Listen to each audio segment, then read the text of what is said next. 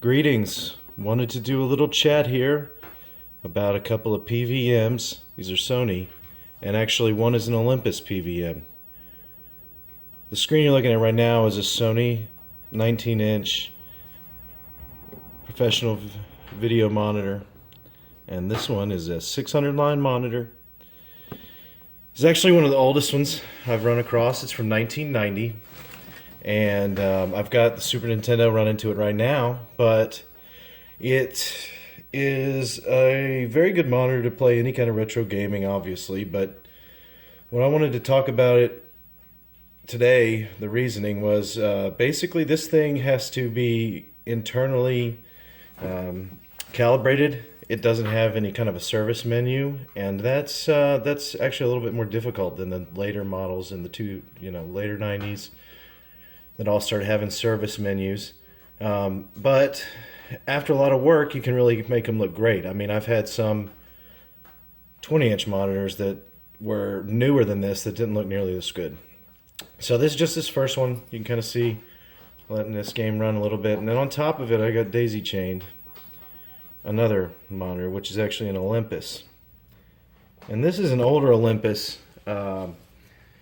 The reason I wanted to put it in here is because we were trying to figure out how Olympus kind of came to be, because a lot of them were basically just redone Sonys that were the PVM line from the mid and late 90s. And except for these earlier ones, we were finding that it looks like there's actually a different manufacturer of them before Sony. So maybe Sony bought them out or something, and that's my guess, that they got the name and started just packaging themselves, the newer ones. But this one is from 1993. It is a 13-inch monitor. So you can kind of see the difference right away on the screen size between that and the larger monitor.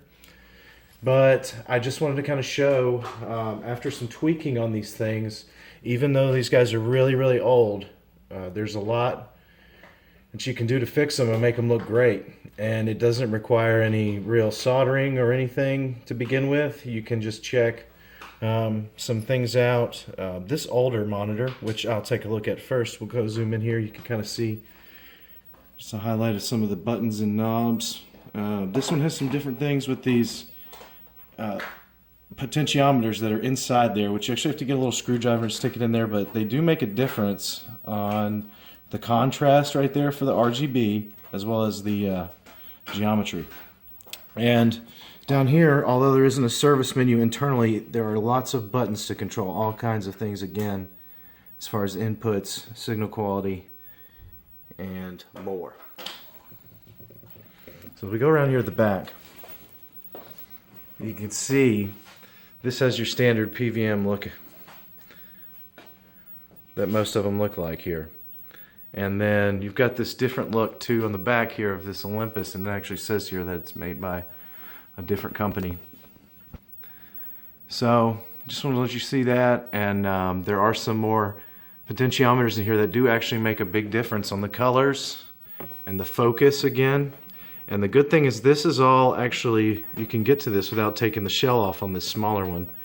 But you see, a lot of those things have to be done internally on this one. And you actually have to take it apart. And if you want to change any kind of geometry setting on either one of these, it has to be done internally. So I can do a more in-depth review of some of these. I just wanted to kind of put a quick video out there so people could see these. And if you're considering even looking into an older monitor, as long as they're in good shape and cleaned up and tested out, you know, they can look as good as newer ones.